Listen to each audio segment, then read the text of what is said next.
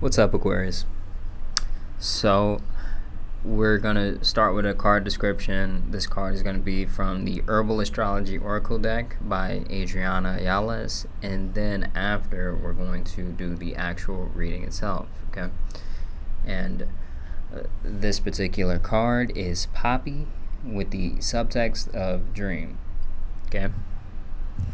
Mystery of Dreamtime, the Great Unknown, breaking addictive habits, releasing unhealthy relationships, aligning to new intentions.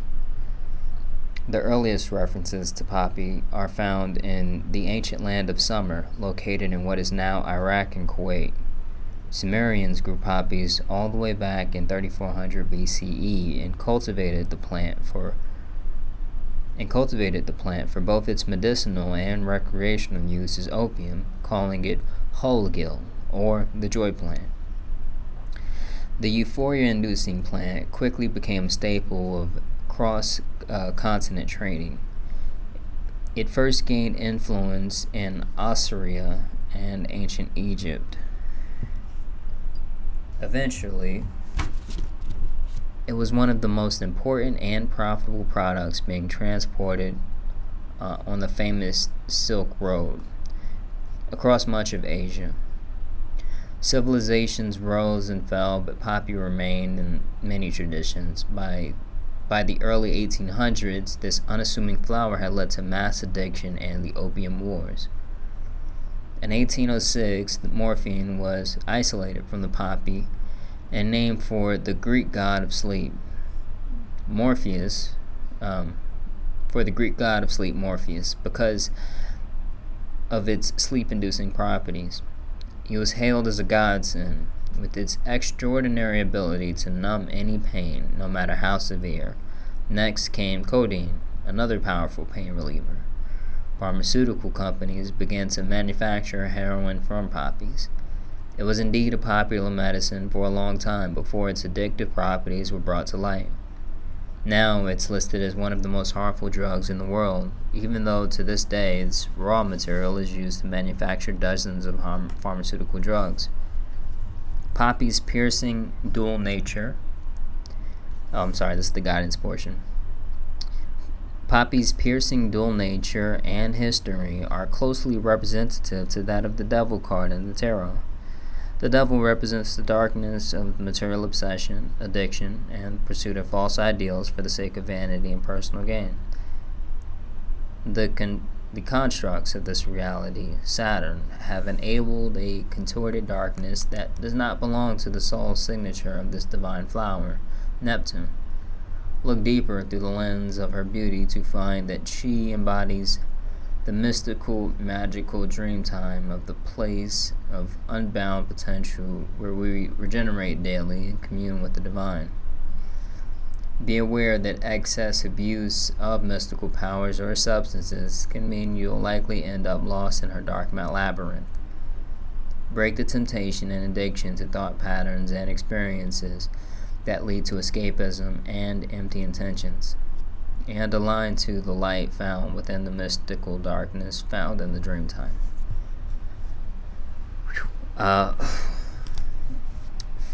First off, if you are suffering from addiction in any way, I think you may want to look at particularly the Gemini reading for last week, I believe. It's called 12th House Calluses. Now, I think what also kind of came through pretty strong was this idea of releasing unhealthy relationships. You definitely, when we talk about addiction, and what we are addicted to, a lot of times it does come in the form of just unhealthy relationships. And what we really need to kind of come to terms with when it does come to relationships that are simply not serving us, and you definitely want to watch out for that. And this is relationships, but also friendships as well. When it comes down to groups of friends and things of that nature, you definitely want to be in what you consider, what you would consider as your tribe, right? The people that you truly reincarnated, and you reincarnated to build and connect with here in this particular lifetime, and not to simply just learn lessons from people and kind of realize like, hey, look, this maybe isn't the best. But when it comes down to, I think the idea here of Poppy and what we're seeing, I got this feeling of particularly like what we have for the world, what we can give the world. And there is a particular story that I was told by a friend of mine, and this particular story was essentially this. My friend, he went to a retreat where he was, it was a writing, it was a writing exercise in this retreat, and he's writing, I believe it was a writing retreat, but he's writing this story, and it was I think it was led by particularly a shaman, and they seen his particular story, and it was just like they ripped it up. They told him, no, this isn't gonna do. And he was proud of the story. He was very proud of the story, but he was told that, hey, the world doesn't need this particular story, this idea of what you have here. And that idea, it transformed, I think it transformed a lot of really just hearing that story transformed a lot for me in terms of just what I want to put in the world in general, because I think it's very tempting, particularly the idea of the concept of really, we'll say red meat, right? The idea of these things, these concepts, you could design and they could be very addictive and feel very cool and very fun, but you don't want to essentially provide the world with simply a cigarette that, you know what I'm saying, like it doesn't do anything, it just feels nice at the moment, so transcending this element of, we'll call it just the red meat phase in a way, right? How we could use our energy in a lot of ways, and repurposing that in terms of what we can do, what we can provide, what we really, what does the world need. How do we do that is very much important today, because we're not in a situation. We're in a transitory phase right now. We're in a transition of, that's very important. This idea of a renaissance is really just a definition, a defined actual piece to say this is where we're at right now. And in this unique time period, you have to really grapple with it. It's a concept where you really have to grapple with what the world needs and what can help you, and what really aids you in sustaining yourself. You have to grapple with that, and you have to come out on top, right? So definitely the concept here of really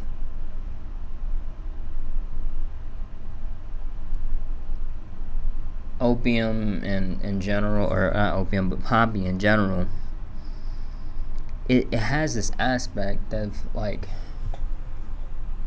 being able and very much addictive, and being able to appeal to mass populations. But this is not necessarily a refined or necessarily regulated portion of, the world, that or a piece of the world that we're seeing. And that could be so much, that can lead to so much really pain and suffering and hardships if we don't really do it right, if we don't take the time to do it right.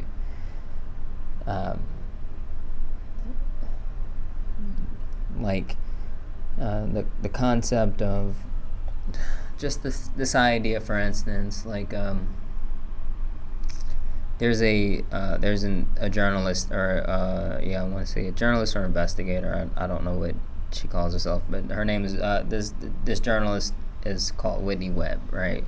She's recently come out about this idea of what is,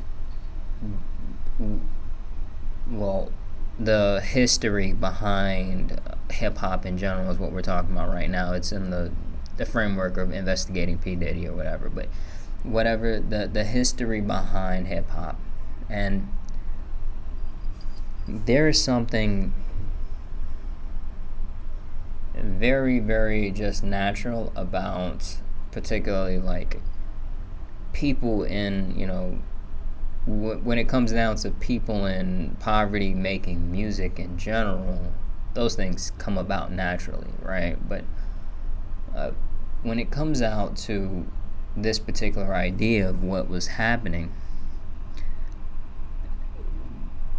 she reported on a particular an idea of an anonymous whistleblower came out and talked about how the private prison industry and the music industry invested into the private prison industry and started getting execs and recruiters to make music that would essentially help fill jail cells.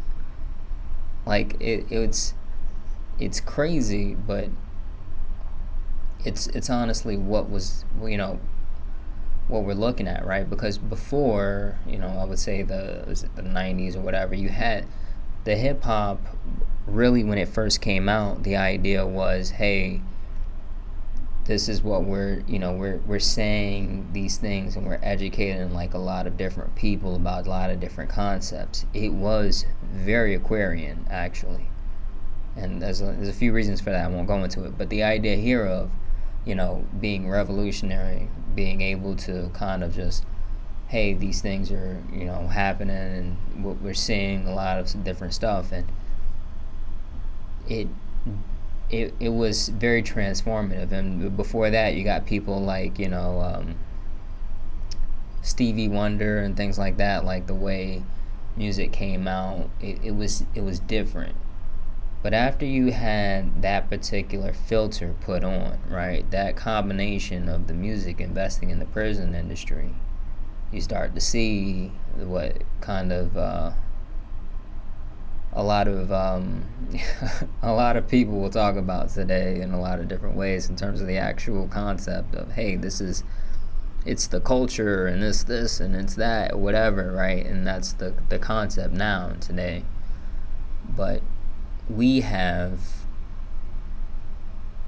to really adjust that filter in a lot of ways, right? In terms of with the hip-hop community, most definitely. But when we come down to us in general, if we have particularly like ideas and things like that, we got to adjust that filter, because we do want to provide something. Like what we do now is going to be magnified. What we do today is going to be magnified, right? The way history looks on today is going to be something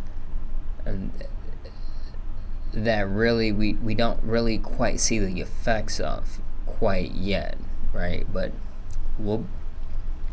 the idea here is that we'll be studied the same way that we study the Italian Renaissance. But honestly, I would say that this particular time period is going to shadow even the idea of what happened during the Italian Renaissance or the Harlem Renaissance, right? We're going to see tremendous changes that are echoing well past our own individual lifetimes. So if you do have a particular piece that you may be working on, or some kind of like creation, or some kind of like systems or whatever, do it in the framework of, is this what the world needs? Is this going to help heal a sick society in a lot of cases? And like I said, if you suffer from addiction, that was really the Gemini reading, 12th house calluses, is definitely something that you'd resonate with. And that was honestly, like, when it comes down to Poppy, that's one of the most powerful things that comes across first. And so make sure to look at that reading, but also make sure you do think about that. Think about what you're putting in this world, and how the world will respond. And in any case, I'll see you next week, and have a good week.